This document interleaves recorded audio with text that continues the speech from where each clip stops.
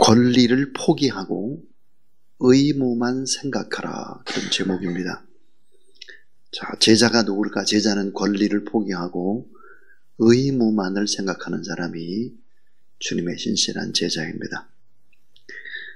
우리가 늘 고백하는 이 사도신경은 하나님의 사역을 성부, 성자, 성령의 사역으로 구분해서 그렇게 이제 기술하고 있습니다. 우리는 전능하신 천지를 만드신 하나님 아버지를 믿사오며 그 아들 예수 그리스도를 믿고 성령을 믿는다 그랬습니다. 그런데 예수 그리스도의 생애를 요약하는 한 구절이 있습니다. 그것은 고난을 받으사입니다. 고난을 받으사. 예수님의 전 생애는 고난을 받으사로 집약되고 있습니다. 빌립보서 2장 6절부터 8절. 그런 근본 하나님의 본체시나 하나님과 동등됨을 취할 것으로 여기지 아니하시고 오히려 자기를 비어 종의 형체를 가져 사람들과 같이 되었고 사람의 모양으로 나타나셨으며 자기를 낮추시고 죽기까지 복종하셨으니 곧 십자가에서 죽으심이라 그랬습니다. 자, 예수님께서 십자가에 달려 죽으신 것만이 고난이 아닙니다. 예수님의 고난의 여정은 십자가에서 시작한 것이 아닙니다. 그 여정은 이미 하나님의 동등됨을 가진 위치에서 인간의 몸으로 예수님의 성육신으로부터 시작이 된 것입니다. 이것은 우리를 향한 고난의 길이며 자기를 제한하는 제한의 역사였다. 이렇게 말할 수 있습니다. 제한이라고 하는 것이 뭘까? 그것은 한도를 넘기지 못하게 막고 높아지지 않으려고 한계를 정하셔서 활동하셨다 하는 것입니다. 자, 하나님이신 예수님께서 인간의 눈높이에 맞추셨죠. 제자들이 알아들을 수 있게 했습니다. 그러니까 주파수를 맞추신 것입니다. 자, 받아야 될 권리는 포기하고 의무만을 생각하고 자기 자신을 제한한 것입니다. 그래서 세리와 친구가 되고 죄인과 친구가 되고 심지어 가늠하다 현장에 잡힌 그 여인도 위로해 주시면서 이렇게 말씀을 하셨습니다. 나도 너를 정죄할 수가 없다. 나도 너를 정죄하지 않는다.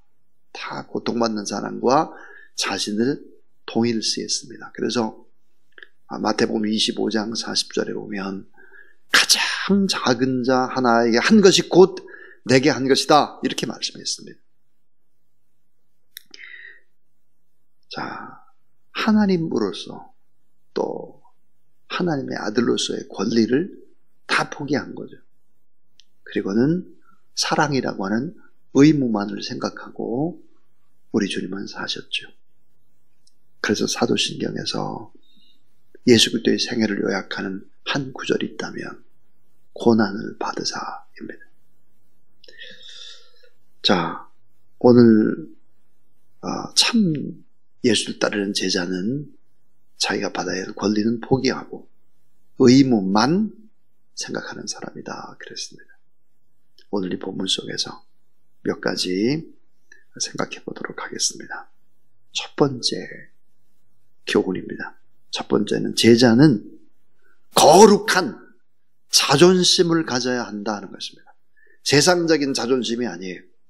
거룩한 자존심을 가져야 참 제자다 하는 거죠. 자, 1절에 보면 내가 자유인이 아니냐, 사도가 아니냐, 예수 우리 주를 보지 못하였느냐, 주 안에서 행한 나의 일이 너희가 아니냐 그랬습니다. 자, 제자는 누굴까? 내가 누구인지를 정확하게 알고 거룩한 자존심이 있어야 됩니다. 세상적인 자존심이 아니고 거룩한 자존심. 그게 뭘까요? 나는 자유인이다. 나는 사도다. 나는 다메섹 도상에서 예수 그리스도를 만났다. 나는 이방인의 사도로 예수님께 직접 임명을 받았다. 나는 사도다. 자, 왜 여러분 이 사도에 관한 이야기가 나올까? 그것은 바울의 사도권을 의심하는 고린도 교회 교인들이 있었습니다. 아니, 바울이 예수님의 직속 12제자가 아니잖아. 사도가 아니잖아. 말도 안 돼. 이런 의심들이 생겨나기 시작한 것이죠. 근데 2절을 보면, 자, 다른 사람들에게는 내가 사도가 아닐지라도 너희에게는 사도이니 나의 사도됨을 주 안에서 인친 것이 너희나 그랬습니다. 이게 무슨 말일까? 이 말은 제2차 전도여행 때 1년 6개월을 고린도에 머물면서 고린도 교회를 개척하고 사람들을 세웠다 하는 것입니다. 그러니까 바울의 사도권은 고린도 교회의 그 창립의 존재가 입증하는 것이 아니냐 하는 말입니다. 참 이런 생각을 해보세요. 바울이 애착을 가지고 목회한 교회에서 사도권을 의심받고 있습니다. 사도가 아니라고 지적하는 사람들이 있었다고 하는 것은 너무나 가슴 아픈 이야기입니다. 그러나 오늘 성경은 사도 바울은 나는 사도다. 다메섹 도상에서 예수를 직접 만났고 예수님이 직접 이방인의 사도라고 임명을 했다. 나는 사도다. 이렇게 얘기하고 있습니다. 참 제자가 누굴까? 나는 사도다. 나는 목사다. 나는 선교사다. 나는 장로다. 이런 확신을 가져야 되는 거죠. 거룩한 자존심을 가져야 된다. 거룩한 자존감이 있어야 어떤 일을 당해도 내가 하나님 앞에 임명받은 이런 사람인데 이런 작은 걸 가지고 낙심하고 좌절해서 되나? 이렇게 된다는 말이 오늘 그 말이 거룩한 자존감을 가져야 한다. 제자는. 두 번째는 제자는 자유인으로 기뻐해야 한다 하는 것입니다. 제자는 자유인으로 기뻐해야 한다. 사도 바울은 여러모로 자유인이었죠. 빌립보 3장에서 자신의 신분을 밝히면서 자유인임을 증명합니다. 뭐라고 말하느냐? 나는 히브리인 중에 히브리인, 귀족인 베냐민 출신, 학력과 사역 지위에서는 가말리엘의 문화생, 바리새인 중에 바리새인, 제제사장과 통하고 청년들을 지휘하는 자고, 그리고 로마의 시민권을 가진 자다. 자, 로마의 시민권을 가진다는 것이 얼마나 엄청난 것일까? 그것은 고린도 사회가 3분의 2가 노예였습니다. 3분의 2가 노예였는데 로마의 시민권을 가지고 있습니다. 자, 예수 그리스도의 종이요, 예수 그리스도의 노예요. 복음을 전가하기 위해서 언제나 우리는 예수 그리스도의 노예다. 예수 그리스도의 종이다. 그러므로 나는 하나님의 자녀다. 하나님의 나라의 시민권을 가진 자다. 로마의 시민권이 아니라 적어도 그래서 이런 자유함이 있어야 된다. 그럴 때 예수님처럼 권리를 포기하고 내가 누릴 수 있는 자유도 버리고 그리고 종의 의무를 감당해 나갈 수 있다 하는 것입니다. 제자는 누구일까? 자유인입니다. 세상 것에 너무 얽매이지 않고 죽어도 하나님 나라에 갈 수 있고 오늘이 내 인생의 마지막이다. 이런 생각을 하면서 인생을 살아가야 할 사람이다. 제자는 자유인으로 기뻐해야 한다 하는 것입니다. 자, 세 번째입니다. 세 번째는 제자는 헌신자로 하늘의 상급을 바라봐야 한다 하는 것입니다. 하늘의 상급을 바라봐야 한다. 큰 교회 목사님 있습니다. 세미나를 하시는데 그런 얘기를 하셨습니다. 자기가 한 달에 받는 목회 활동비가 2천만 원이라는 거예요. 2천만 원. 그러니까 오래전 얘기니까요. 한 달에 받는 사례비가 아니라 목회 활동비가 2천만 원이라는 거예요. 그러니까 부족함이 없는 거죠. 말 한마디 하면 모든 것이 다 이루어지는 것이죠. 근데 이분이 그런 말씀을 쭉 하시다가 말미에 이런 고백을 하셨습니다. 내가 하나님 나라에 가면 하나님 앞에 책망받을 것 같아. 교회를 개척하고 이럴 때는 참 고생을 했지만 지금은 전혀 고생을 하고 있지 않기 때문에 책망받을 것 같아. 그래서 후배들한테 내가 부끄러워. 그런 고백을 하셨습니다. 근데 정말 그분이 은퇴하시고 나서 이렇게 보니까 참 힘들어 하시더라고요. 또 자기 아들 세습의 문제로 인해서 고통을 받고 있죠. 누구 그러면 다 아는 분입니다. 여러분, 하늘의 상급을 바라보자 하는 것입니다. 우리는 천국의 시민권자고 우리가 돌아가야 될 그것도 하나님이고 또 하나님 앞에서 늘 하나님을 찬양하면서 그렇게 영생을 보내야 될 곳이고 이곳은 그냥 우리가 잠시 잠깐 머무르는 나그네요. 하나님께서 우리를 이 땅에 종으로 보냈어요. 잠시 고난 좀 받고 와라 나의 일을 하라 하고 우리 늘 생각해야 합니다. 제자는 헌신자로 하늘의 상급을 바라봐야 한다 하는 거죠. 바울은 전도자로서 목회자로 사역할 때 다음과 같은 염려가 있었습니다. 그 염려는 어떤 염려였을까요? 이런 염려예요. 말씀 사역이 전도 사역이 밥벌이 수단이 될까봐 염려했습니다. 내가 이거 먹고 살기 위해서 이런 일을 하냐? 양식을 위해서 내가 이런 일을 하냐? 그런 말이에요. 말씀 사역이, 전도 사역이 밥벌이 수단으로 전락할까? 노심초사한 구절들이 성경에 많이 나오고 있습니다. 또 하나, 바울은 후원받는 것에 익숙해질까봐 염려하고 있습니다. 후원받는 것에 익숙해질까봐.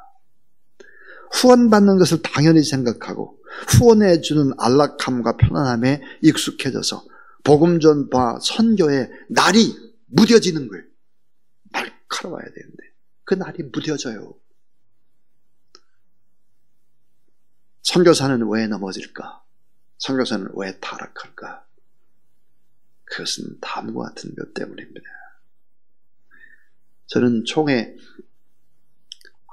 1590명 파송한 우리 대한제국장로회 총회의 선교기관의 대표입니다. 그러니까 얼마나 많이 선교사들에 관한 얘기를 듣고 또 선교사들과 얼마나 많이 접촉을 하겠습니까? 선교사가 넘어지는 이유 다음과 같은 것 때문입니다.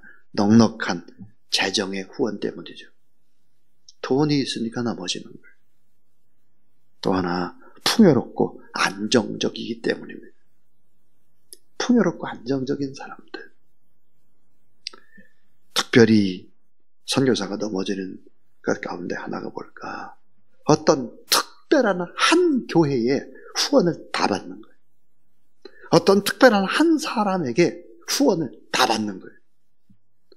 위험한 일입니다. 허슨 테일러는 선교의 방법을 참 제대로 가르쳤죠.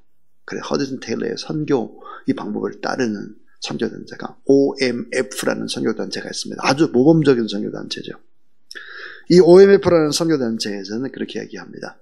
어떤 큰 교회가 선교사님 한 분을 전적으로 풀로 후원을 하겠다. 선교사로 파송 안 합니다. 저도 그렇게 생각합니다. 5개 교회 이상, 5개 교회 이상이 돼야 숫자가 돼야 된다. 그래야 기도하고 후원하고 함께 한다는 거죠.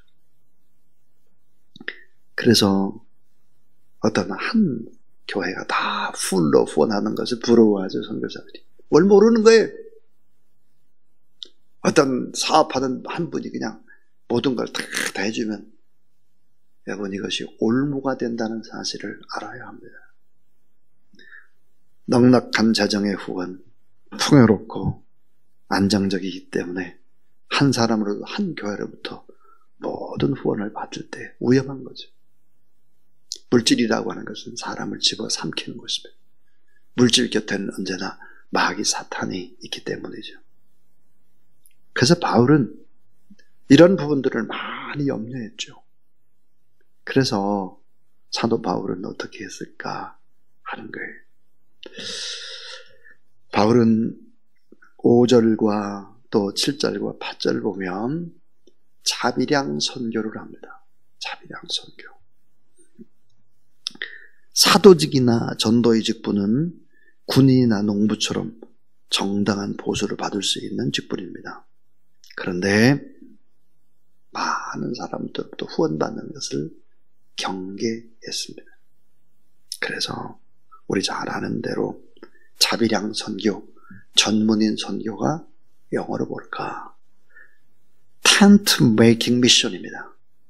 텐트를 만든다는 거죠. 텐트 장막을 짜는 것입니다. 사도 바울이 장막을 짰잖아요.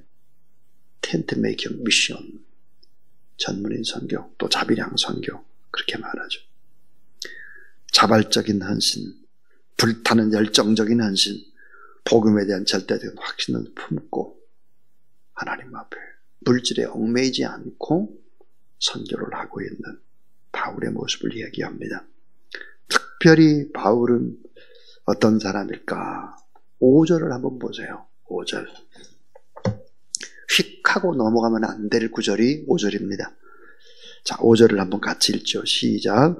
우리가 다른 사도들과 주의 형제들과 게바와 같이 믿음에 자매된 아내를 데리고 다닐 권리가 없겠느냐. 자, 우리가 다른 사도들과 주의 형제들과 게바가 누구예요? 베드로. 게바와 같이 믿음에 자매된 아내를 데리고 다닐 권리가 없겠느냐. 결혼해가지고 자녀들을 데리고 선교하고. 그런데 6절에 어찌 나와 바나바만 일하지 않을 권리가 없겠느냐 그랬습니다. 결국은 바울과 바나바는 천국 복음을 위해서 스스로 고자된 자들입니다. 결혼하지 않은 자들이. 결혼하지 않을 이유가 뭘까? 자녀들 때문에, 또 복음 증거하는 일에 온전히 헌신을 하지 못할 수가 있다 하는 거죠. 그렇기 때문에 결국은 어때요? 결혼하지 않고 천국 복음을 위해서 자기 스스로 고자된 자들이다 하는 것입니다. 이 제자는 누굴까? 헌신자도 하늘의 상급을 바라보는 자다 하는 것입니다. 오늘 이 자리에 보니까 최반석 선교사님, 장로님도 계신데 물질적인 부분 때문에 저희가 제대로 후원하지 못했죠. 제대로 후원하지 못하는 것 때문에 많이 기도하셨을 것입니다. 그렇기 때문에 15년이라는 선교 사역을 잘 마쳤다는 사실을 알아야 할 것입니다. 그래서 결국은 교회를 바단방에 또 2개, 꼭궁에 4개, 6개 교회를 개척하고 건축하고 지금 또 토마방에 또 이제 준비하고 있는 그런 상황입니다. 참 하나님 앞에 자랑할 것이 있죠. 하늘의 상급을 기대해도 좋을 것이다. 그런 생각이 듭니다. 최혜순 선교사님도 3시간 또 기도를 하시고 오늘 지금 새벽기도는 못 나오셨는데 선교제에서 온 힘을 다하고 이제는 또 교회를 섬기고 있습니다. 제자는 헌신자로 하늘의 상을 바라봐야 된다 하는 것입니다. 마지막 4번째, 제자는 영원한 공급자를 의지해야 한다. 영원한 공급자, 그분은 하나님이십니다. 영원한 공급자. 사람이 아니라 사람을 통해서 어떤 방법을 통해서 우리에게 공급해 주시는 공급자 여호와 하나님이시다. 그 하나님만 의지해야 된다. 자, 9절에 보면 공급받을 권리가 있다. 나도 10절에 보면 자기 몫을 주시는 하나님 그랬습니다. 자, 10절에 보니까 자기 몫을 하나님이 주신다. 일하는 일꾼에게는 반드시 자기 몫을 주신다. 그런 소망의 하나님을 바라보라. 너무 염려하지 말라. 먹고 입고 자고 때문에 걱정 근심하지 말라. 이방인들이 하는 것이다. 안 믿는 사람들이 하는 것이다. 왜 그렇게 믿음이 없느냐 이게. 왜? 그렇게 하지 말아라. 다 자기 몫이 있다는 거죠. 자, 여러분 오병이어를 가지고 5,000명을 먹였어요. 그리고 남은 광주리가 12개였습니다. 12광주리 누구의 목이었겠습니까? 12제자의 목입니다. 힘써 애써 일하면 하나님이 다 먹이시고 입히시고 자녀들을 길러주시고 그러는데 세상 염려에 너무 빠지지 말으라는 거예요. 여러분 그렇게 살아가는 참된 제자가 되길 주의 이름으로 축원합니다. 예. 자, 12절에 보면 그랬습니다. 12절. 다른 이들도 너에게 이런 권리를 가졌거든 하물며 우리일까 보냐. 그러나 우리가 이 권리를 쓰지 아니하고 권리를 포기하는 거예요. 범사에 참는 것은 그리스도의 복음에 아무 장애가 없게 하려 함이로다 그랬습니다. 자, 의무만을 생각하는 것입니다. 권리는 포기하는 것입니다. 그리고는 오늘 성경에 보니까 범사에 참는 것은 그랬습니다. 범사가 뭡니까? 모든 일에 참는 것입니다. 참고 또 참고 또 참는 거죠. 그것은 영원한 공급자 하나님이시다. 제자는 헌신자로 하늘의 상급을 바라보면서 사는 사람이다. 제자는 하나님의 자녀다. 돌아갈 곳, 돌아갈 집, 돌아갈 고향이 정해진 사람들. 자유인이다. 제자는 거룩한 자존감을 가져야 한다. 이 거룩한 자존감, 자유인 사도 예수 그리스도를 만나고 예수 그리스도에게 복음을 전가하라 임명을 받았다. 하나님 나라의 대사다. 그리스도의 편지들이다. 오늘 우리가 이런 자부심을 가지고 거룩한 자존감을 가지고 어려움이 있어도 오래오래 참고 너무 억울해하지 말고 그렇게 믿음의 거룩한 길을 걸어가는 순례자에 함께 가는 그런 여러분 되기를 주님의 이름으로 축원합니다. 212장 하나님 앞에 찬양드리겠습니다.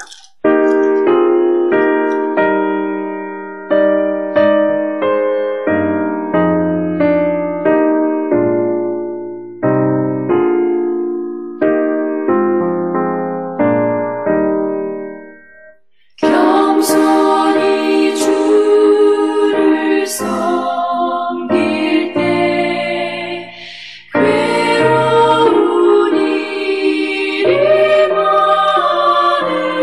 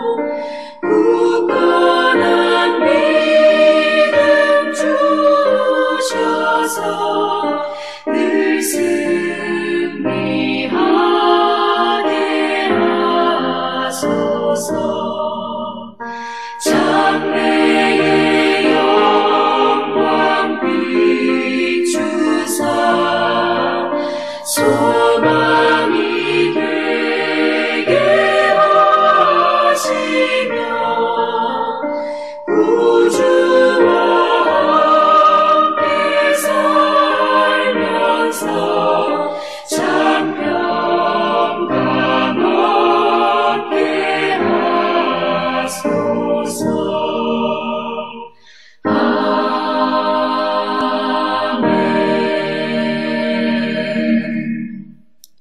이제는 권리를 포기하고 온전히 우리를 사랑하는 사랑의 의무만을 위해서 그렇게 사시고 십자가에 못 박혀 죽으시고 부활하시고 승천하셔서 지금도 하나님 보좌 우편에서 우리를 바라보시면서 중보 기도하시고 우리를 기다리고 계신 우리 구주 예수 그리스도의 무한하신 은혜와 자기 아들 예수 그리스도까지 우리 위해서 이 땅에 보내주시고 십자가에 죽게 하시고 우리의 죄를 대속시키신 하나님의 놀라운 사랑과 우리가 살아가는 세상이 염려, 근심, 두려움으로 가득하나 영원한 본향 바라보며 믿음의 순례길을 걸어가도록 힘주시는 성령 하나님의 역사가